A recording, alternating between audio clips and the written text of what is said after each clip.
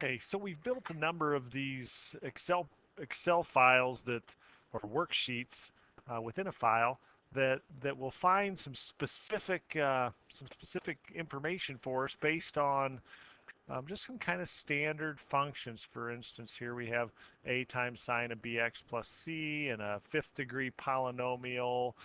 You should at this time have a tangent graph. And we're finding equations of tangent lines at chosen values of x's and areas under curves and the location of our first zero, in this case just the first zero this is finding for us. Coordinates of a minimum, coordinates of maximum. We can round that to all of that data to different numbers of decimal places. As you see, all of that is updated instantly. Pretty slick. But of course, we may have to deal with some functions that are a little bit uglier, or they're just kind of mismatches of different functions. For instance, if I had sine of 12x squared over 3x plus 2, and we have to find derivatives of that, and we're not going to cover every specific type of function. So uh, we're going to talk today about what it would take to build one of these just for a custom solution, and it's surprisingly little amount of work to do that. So I've taken my polynomial graph and I've created a copy of that, and that's basically what we've done all along, is just started with this graph and just made a few minor modifications. But now let's say I take a copy of this and I created this over here at poly 3, but I've put a question in there, and we're going to kind of gut this function and and and work this with our custom function, and that's going to be the last part of your assessment this Thursday. So here is our question. Let's say we wanted to find all of the information we've been finding: areas under curves, mins, maxes, equations of tangent lines, and locations of first zeros, accurate to 4 decimal places, but of this particular function, which again, you can see that's just kind of a custom function. I have a function of x times a function of x. That tells me I'm going to have an x min 0.2 and a up to 5. So this is the data that was on my polynomial grapher, but I'm just going to gut this thing down to find the information for this specific function. So I'm going to take my questions here. Remember that it's 4 decimal places. I'm going to delete this, and I'm just going to keep this little function alive right up here. Maybe change that down. I was just posing the question to something a little bit more manageable here. So I can see my graph and see the function that it is that I'm choosing to work with.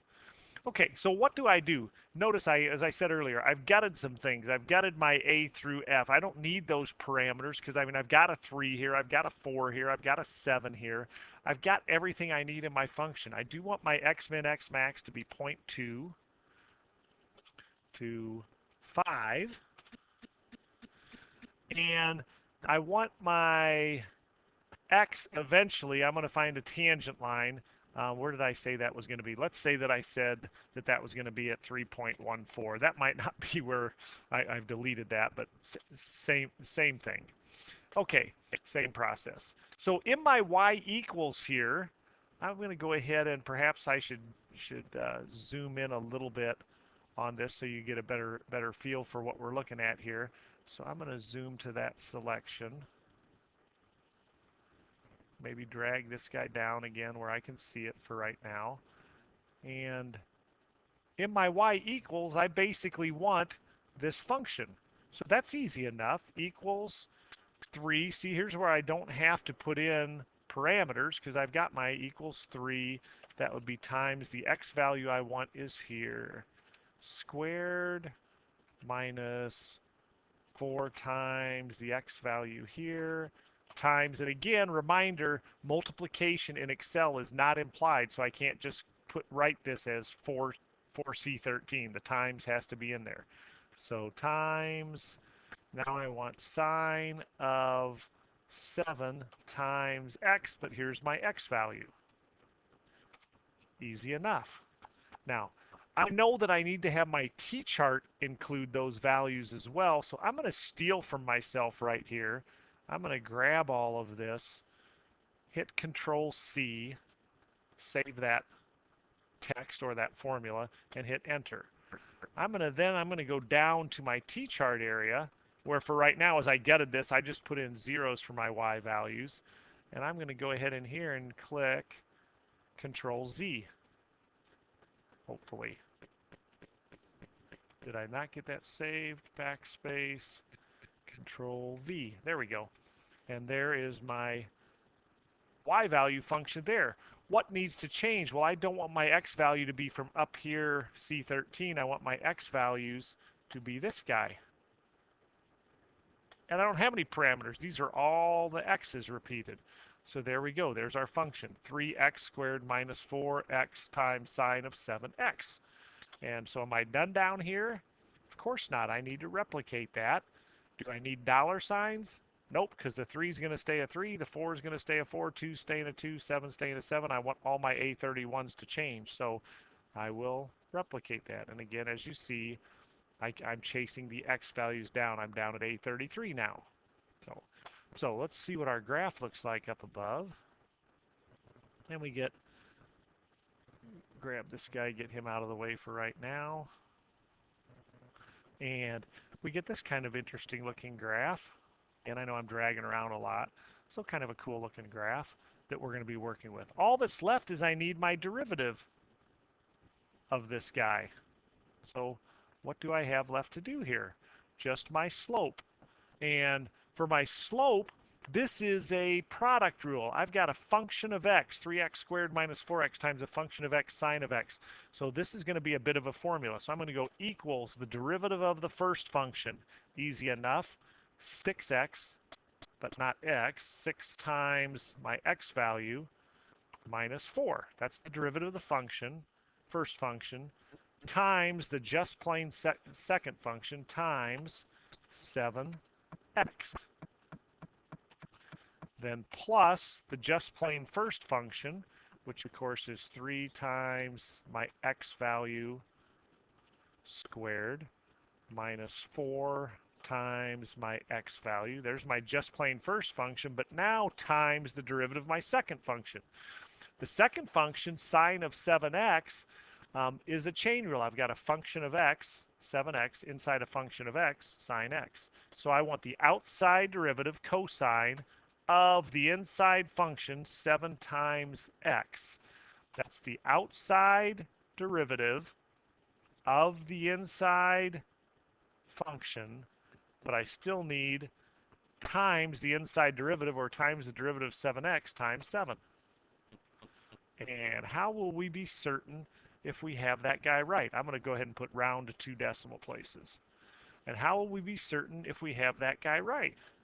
Well, at this point, I think I'm going to go back and view just 100% so I can see my whole graph and my data. Bump this guy out of the way somewhere for now. I'll know it's right is if I choose a few different values for x and feel comfortable about my tangent line. So I'm going to put in 2. We'll come back to 3.14, a nice little math number there. I put in 2 and it appears like it's a good tangent. I'm going to put in somewhere down in here. This value for x is about 3.3. So I'm going to put in 3.3. And right in here I see we're about, it sure looks like it's tangent there. So if I put in, 3.4 maybe, just a little bit further. I just want to check and see that my tangent lines look like they actually are tangent lines. And at this point, I'm pretty satisfied. So if I wanted all the information, and I know this may not be what it originally said on the slide, if I wanted all the information at 3.14 and I wanted all of my data rounded to 4 decimals, the questions I would ask you at this point are, what is the equation of the tangent line of our function when x is 3.14? And I'm fairly comfortable that that's it. I would ask, what's the area under the curve? There we go, it's waiting for us. What's the location of the first 0? 0.4491, which that seems at least reasonable in here, 0.4491, approaching a 0 over in here. What's my minimum? The coordinates of my minimum? There they are. What are the coordinates of our maximum? That's it. So what's the big challenge here? The big challenge is, can you find derivatives of a chain rule, of a product rule, of a quotient rule? And that is what we will be doing for the final portion of our evaluation, which will be this Thursday. So you may want to just come up with your own custom function something along this line. You might want to practice with a, I don't know why that's doing that. You might want to practice with a quotient rule. Here's why it's doing it. Might want to practice a quotient rule, but something along the lines of that guy, and try that on your own, and try it with a friend, and check data. Make sure to the 4 decimals that we've chosen to be, we get the same values for those things. Make sure we're coming up with this with a derivative or a tangent line based on the derivative and this ordered pair over here that is in fact appearing to be tangent, like if I tried 3.8. There's a tangent line. Sure looks like it's close to 3.8. I'm a believer on that. So have fun with it. Should be a great project for you, and appreciate all the hard work you put into it. Let's just finish up strong.